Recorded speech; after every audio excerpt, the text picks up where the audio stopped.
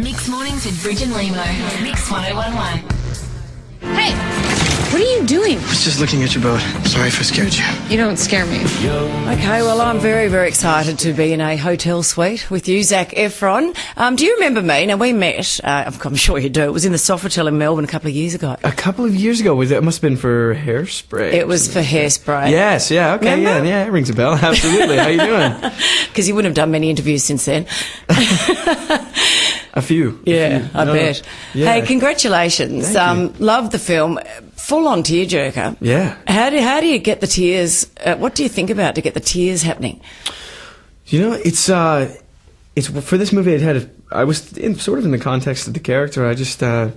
I really did think about my younger brother. You know, everyone's like, you know, who have you lost, to be able to sort of emulate the feeling of loss. But it's not that you've lost someone. It's more that you lived alongside them. You know what I mean? So I thought about all the sort of played through that reel of all the good times we had, and that was enough to kind of put me right there. Do they ever have to squirt things in your eyes to make them water, or is it a natural tear? No, there is that. We do have that technology, yeah. But no, I don't. I don't have to do that. I don't know if that's a good thing or a bad thing, but I'm sort of an easy cry. That's a good thing. Yeah. I think being an easy cry is good. Yeah. Hey, it's really your first serious-ish role. Do you reckon you're heading that way? I mean, I fell in love with you Troy Bolton days, but that was more you let's sing and dance. Which way are you wanting to go, do you think? You know, always the way that I haven't necessarily been yet, and I think I've done one direction. I've done a lot of musicals and sort of comedies at this point, but I do want to try more dramatic fare at this point. I want to try a couple more things like this and see how it goes. You wouldn't consider a High School Musical 4, because I've got the plot for it. What happens is you fail your exams at uni, you go back to school, and I'm your teacher, and we fall in love. Oh, that's great. That sounds good. That sounds really good. Yeah, I mean, I should give that to Disney. See what they say. Do you reckon there's a chance? I think they'd do just about anything if we said it was a good idea. Because let's be honest about it, you're used to working. You worked with Kim Basinger. She's a bit of a cougar like myself. She plays your mum in Charlie's and Cloud. Yeah. She's gorgeous. What was she like?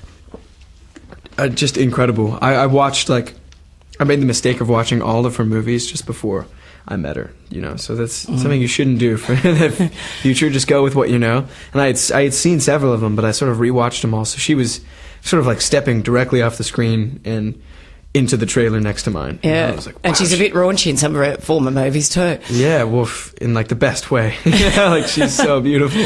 So it was pretty. I mean, it was great. I just, you know, I didn't think of her as a mom for a while until we really got going on it. So I was like, how am I going to get there? Do you get starstruck when you work with somebody like her? Most definitely. You know, it's what I find, you know, is that it's very fleeting, though. You know what I mean? There's an initial starstruck feeling, but Kim's one of those ladies that just puts you at ease, you know, and makes you feel very, very at home almost instantly. So now, it's not a lingering feeling. What about the screaming girls? You're getting them everywhere. Do you have a country that screams better than another? Australia is definitely up there at the top. I think I think Germany's definitely one of the loudest decibel levels, you know, around. I don't know what it is. It's just super, super loud over there. You know, and then let's see. I guess the more polite countries are a little bit like more subdued. Like Japan, it's not so much a scream. It's more like a Zac. You know? But it's equally cool. It's just a little different. Absolutely. Yeah. I wonder who's worse, because I've been to one of your premieres, and I wonder whether it's the young girls or their mothers. Oh, mom's by far the worst. Yeah, just that it's gone from like when it's a little girl and she looks sort of panicked, you kind of go, oh, that's cute. And then when it's like an older woman, it looks sort of aggressive somehow. You're just kind of like, what are you doing? It's kind of crazy. You haven't had any mad stalkers or anything you've had to deal with in the way of mothers yet? You know, nothing too insane, but you know, there's been a couple crazy moments. Oh, I bet. A couple, yeah. Now, there's been lots of talk about your facial hair. You're probably sick to death of it. I want to ask you: is it for a role, or are you just doing the I'm more mature look? It might be for a role. Ooh. You know, I don't. It's not set. Nothing's set in stone right now. I don't know. But Scott Hicks is directing this movie called The Lucky One that we're starting in about 3 weeks, and he's just sort of said play around with it. So at least have it so we can. I mean, you can always shave it off, right? Yeah. So at the end of the day, it's like grow it and see what it looks like. Well, Perez Hilton tweeted yesterday, before I go to sleep, I pray that when I wake up tomorrow, Zac Efron will have shaved off all that hideous facial hair. How rude. Oh, no. It's all right. I don't really... It's okay. That's not going to change your life, is it? No, no really. When you're not filming, though, you must just want to go and do whatever you can, because, you've got to stick to a role when you're actually in a film, so it must be nice just to do what you like. Yeah, no, it's good. Yeah, it's amazing... how rebellious you feel for just growing a beard. It's like, yeah. Ooh, look at me, I've got a beard. I know.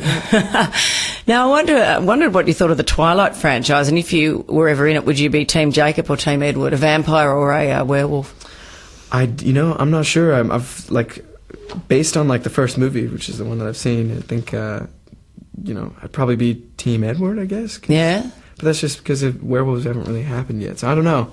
I need to get up to speed on it, and then I'd probably make that decision, because it's a crucial decision. It is a crucial decision. You've got to be Team Edward or Team Jacob. I know, yeah. Now, what about your beautiful girlfriend? I wanted to ask you, because you, of course, met her on High School Musical, Vanessa. You've had a long relationship with her. It must be very difficult, one, to be high profile, both of you, but two, to be apart all the time, travelling. How does it go? You obviously make it work. Yeah, I think being apart all the time is one of the things that might make it work. You know what I mean? We get a few weeks away. I've been gone for 2 weeks, and then when I come home, it's like we're sort of inseparable. Yeah. So it's I don't know. I think it's good to have that balance. You're very nice doing this stuff the way you do it. We made a lot of actors, famous people, and some get it like you, and they're just really nice, and others make it difficult. Is it a given thing, or is it just your personality? You just seem to know. You're a nice guy, is what I'm saying. Oh, thank you. I think I just remember early on, it was like the first time that I got sort of down on doing the press side of things, and I just got really frustrated because it was requiring so much of my time, which I thought was so valuable, and I was I remember I was probably 18 when this was first happening, and I'll never forget somebody who I was doing press with said, look, I had to drive out here too, and this is, I drove all the way out here to talk to you as well, and I was being a little, punk, and I'll just never forget that. Right then and there, in that instant, I sort of learned my lesson. It was like, I don't know, just always treat people the way you want to be treated, and it's not just because you're doing press. It's not that it's a burden on you. It's just a part of what we do. And it's necessary, and you can make the best of it, or you can sit and sort of complain about it and make it rough. Yeah. And that would just suck. I don't want to be negative all the time. No. Well, we're getting the wind up. One very quick last question. If I happen to be in a boat and knock my head and have hypothermia, would you take your shirt off and put your arms around me? I'd do whatever it takes. If that gets you back, yeah, sure. Count on it. Zach, lovely to see you again. Lovely Thanks for joining us. Thanks. Bye. I'm cutting inside. Bear off when I say. Not strong enough. You're gonna have to be, Sammy.